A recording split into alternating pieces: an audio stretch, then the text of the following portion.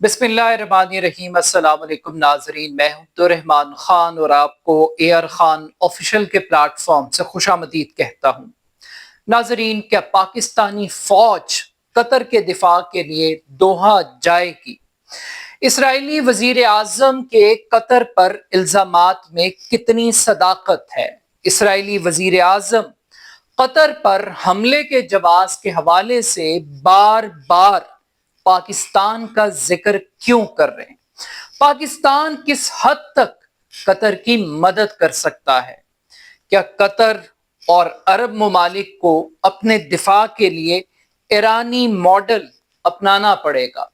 अरब ममालिक मुस्तकबिल के हवाले से क्या स्ट्रैटेजी अडॉप्ट करेंगे और कौन सा मुल्क इसराइल का अगला टारगेट बन सकता है? आज के इस व्लॉग में इन चंद बुनियादी नुकात पर हम बात करेंगे। मीडिया रिपोर्ट्स के मुताबिक आज कतर में सारा दिन अरब मुस्लिम ममालिक के सरबराहाने ममलिकत एक एक करके पहुंचते रहे और इजहार यकजहती का इजहार करते रहे।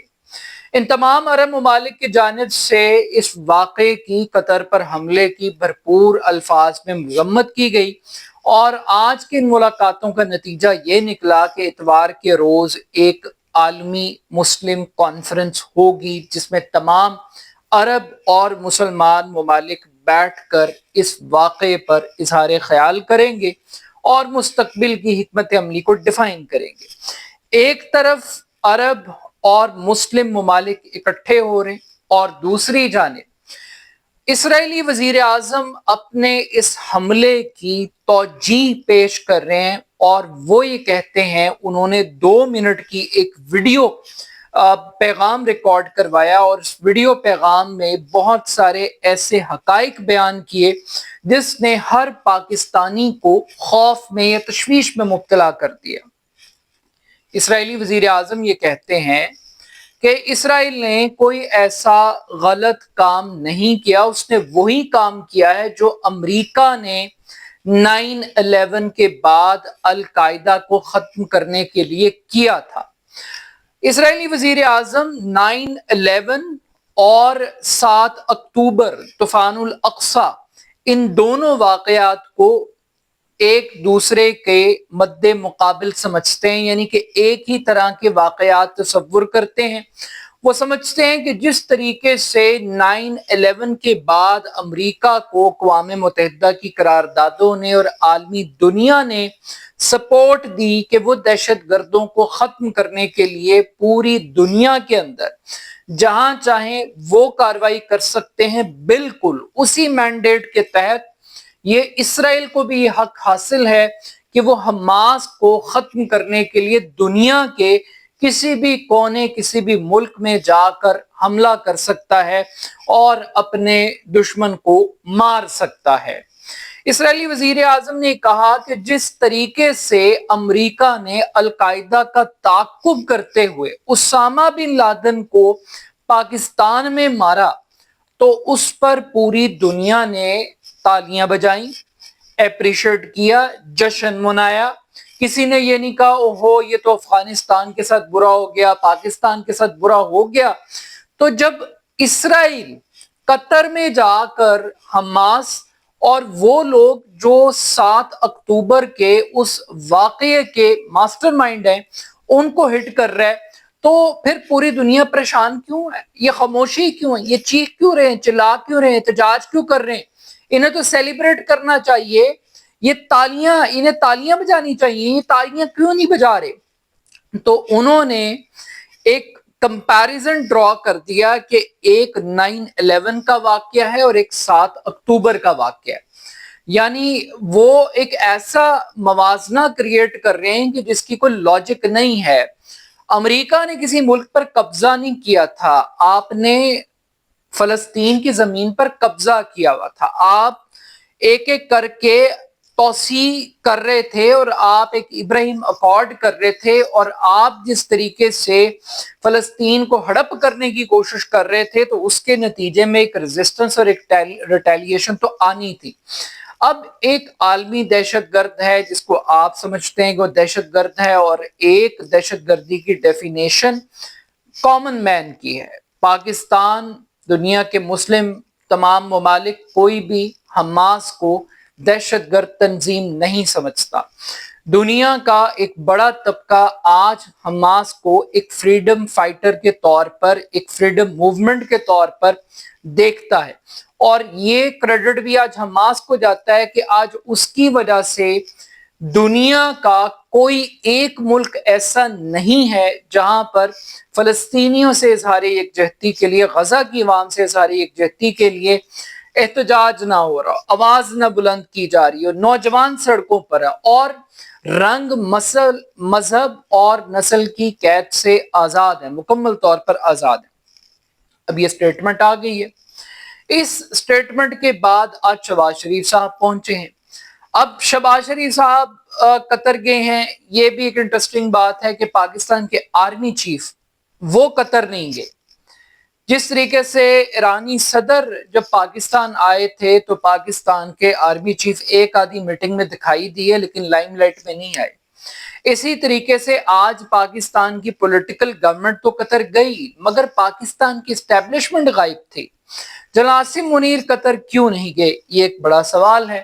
اس کے بعد ہم جا رہے ہیں، کل صدر مملکت پاکستان کے صدر ہیں وہ چین جا رہے ہیں، اور ابھی ہمیں قطر کی بھی بڑی فکر ہے، ہونی بھی چاہیے، مگر پاکستان میں سیلاب آئے ہوئے ہیں، کوئی ان سیلاب زدہ علاقوں میں نہیں جا رہا لیکن ان دوروں پر، ان جہازوں کے اوپر ضرور دوڑ رہے ہیں۔ خیر اچھی بات ہے کہ جا رہے ہیں۔ ایک تو اس وقت یونٹی کی ضرورت ہے۔ شہباز شریف صاحب نے جا کر اچھا کیا۔ یہ قطر کی ضرورت نہیں ہے، یہ پاکستان کی ضرورت ہے، کیونکہ پاکستان کو پتہ ہے کہ اگلی باری پاکستان کی ہو سکتی ہے، اور ایک مرتبہ پاکستان کی باری آ چکی ہے۔ یہ جو آپریشن سندور تھا اور اس میں چھپا ہوا اسرائیل تھا، یہ پاکستان کی باری ہی تو تھی، مگر پاکستان کو پتہ ہے کہ پاکستان کو دوبارہ اس قسم کے آپریشن کا سامنا کرنا پڑ سکتا ہے۔ تو پاکستان کو یونٹی کی ضرورت ہے، دوستوں کی ضرورت ہے، ایک نئے اتحاد کی ضرورت ہے۔ اور ایک اور چیز کہ آپریشن بنیاد منصوص کی جو کامیابی ہے، جو بھارت کو پاکستان نے شکست دی ہے، اس کے بعد پاکستان کا ایک انٹرنیشنل سٹیچر اس میں اضافہ ہوا ہے، اور اس انٹرنیشنل سٹیچر میں اضافے نے پاکستان کے رول کو بڑھا دیا۔ اب پاکستان کی آواز ہے، پاکستان کو ایک سنجیدہ پلیئر کے طور پر عرب ورلڈ میں، پوری دنیا میں دیکھا اور سنا جاتا ہے، تو پاکستان کو بھی اب ایک ریجنل پلیئر کے طور پر عالمی تنازعات کے حل کے لیے اپنا رول پلے کرنا چاہیے۔ اب پاکستان کا رول کیا ہو سکتا ہے؟ پاکستان کیا مدد کر سکتا ہے؟ یہ ایک بڑا کی فیکٹر ہے۔ کیا پاکستان اپنی فوج بھیج سکتا ہے؟ کیا قطر پاکستان سے فوج مانگ سکتا ہے؟ یہ میں کیوں کہہ رہا ہوں؟ یہ میں اس لیے کہہ رہا ہوں کہ ابھی چند سال پہلے، 2-3 سال پہلے ہم نے دیکھا 2022 میں فیفا فٹ بال ورلڈ کپ کا انعقاد ہوا قطر میں، اور اس کی سیکیورٹی کی تمام تر ذمہ داری پاکستان کی فوج کی تھی۔ پوری دنیا میں سے قطر نے سیکیورٹی کا جو کانٹریکٹ ہے وہ پاکستان کی فوج کو دیا تھا، تو اس سے آپ اندازہ لگا سکتے ہیں کہ پاکستان کی فوج پر قطر کتنا ٹرسٹ کرتا ہے۔ دوسری ایک اور چیز کہ قطر کو ایک کلیرٹی لانی پڑے گی، اور یہ جو ہومیوپیتھک مذمتیں ہیں، یہ جو ہومیوپیتھک اجلاس ہیں اور اس کے مذمتی اعلامیے ہیں، یہ اسرائیل کو نہیں روک سکیں گے۔ انہیں ایران کی طرح ایک کلیرٹی لانی پڑے گی، مارو یا مر جاؤ، اور کوئی اور لائن نہیں ہے، بالکل کلیئر کٹ انہیں ایک پیغام دینا چاہیے، جس طرح سے ایران دے رہا ہے اس کی قیمت بھی دے رہا ہے۔ اور جب ایران جتنا جگرا اور حوصلہ وہ پیدا کر لیں گے تو پھر اسرائیل حملہ کرنے سے پہلے 1000 مرتبہ اس بات کو سوچے گا کہ آیا ہمیں حملہ کرنا ہے یا نہیں کرنا۔ ایک بڑی انٹرسٹنگ چیز ہے، معاملہ صرف یہ نہیں ہے کہ حماس کی قیادت وہاں تھی اور اس کو مارنے کے لیے اسرائیل چلا گیا۔ اسرائیل کی وزیر اعظم نے ایک چارج شیٹ فریم کیا، انہوں نے کہا کہ قطر حماس کو پروٹیکشن دیتا ہے، انہیں دفتر دیتا ہے، انہیں محل نما گھر دیتا ہے، انہیں پیسہ دیتا ہے، ان کی مالی امداد کرتا ہے، تو पूरी तरीके से कतर के खिलाफ एक चार्जशीट फ्रेम की गई है। अब कतर ये कह रहा है कि वो जो कुछ कर रहा था वो इंटरनेशनल फ्रेमवर्क में कर रहा था, वो तो मुज़ाकरात के लिए कर रहा था, वो तो इसराइली यरगमालियों की रिहाई के लिए कर रहा था, वो कोई अपने लिए थोड़ी कर रहा था। मगर ये जो चार्जशीट है इसके ऊपर भी गौर करना चाहिए कि क्या कतर ठीक कर रहा था, कतर ने अपने मैंडेट को किस तरीके से एक्सरसाइज किया। But still at the end of the day अरब ममालिक के लिए इस पूरे हमले में एक मैसेज बड़ी क्लैरिटी के साथ मौजूद है। जिस डिफेंस सिस्टम के लिए वो ट्रंप के तरले और मिन्नतें कर रहे थे और अरबों डॉलर ट्रंप की झोली में नजराने के तौर पर डाल रहे थे, ये ट्रंप इसराइल से इनको नहीं बचा सकता।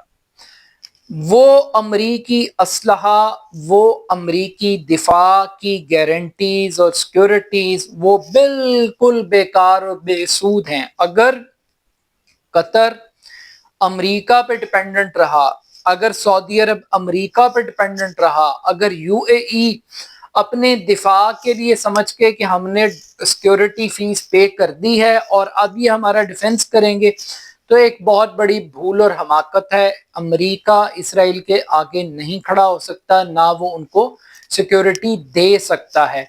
तो अब देखते हैं कि क्या पाकिस्तान वो ऐसा प्लेयर हो सकता है। एक मुस्लिम ममालिक की बाय द वे एक फौज भी थी, अल्लाह जाने वो फौज कहाँ की, वो रहील शरीफ साहब उसके सरबराह थे। आज तक हमें नहीं पता लग सका कि उस फौज की क्या परफॉर्मेंस थी, उसने क्या रोल प्ले किया। But still at the end of the day Israeli वजीर आजम का बार बार पाकिस्तान का जिक्र करना, उसामा बिन लादेन को याद करना, 9/11 की कहानी को दोहराना, ये इस बात का सबूत है कि इसराइल के असाब पर, जुबान पर, दिल पर पाकिस्तान की मोहर लगी हुई है और उन्होंने अपना टारगेट पाकिस्तान को बनाया हुआ है।